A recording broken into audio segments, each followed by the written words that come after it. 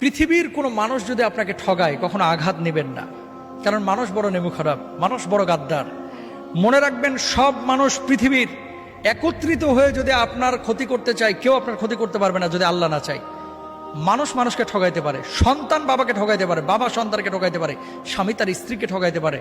আল্লাহ কখনো তার বান্দাকে ঠগান না, কখনো না। আল্লাহ কখনো তার বান্দাকে ঠগান না। বরং ডাকার মতো যদি ডাকেন, আল্লাহকে বলার মতো যদি বলেন, সে আল্লাহ সুবহানাহু ওয়া তাআলা আপনার ডাকে সাড়া দেবেন। আপনি মনে করছেন যে এত ডাকলাম আল্লাহ তো সাড়া দিচ্ছে না, কে বলছে দেয় নাই? কিছু কিছু সময় এটা আপনি বুঝতেছেন ভুল।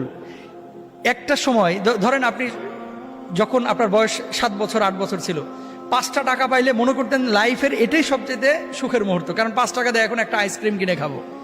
কিন্তু ওই সময় যদি 5 কোটি টাকা আপনারা দেওয়া হতো, 5 কোটি টাকার ভর আপনি সামলাইতে পারতেন না। এই 5 কোটি টাকা আপনি কি করবেন, তাই না? আপনি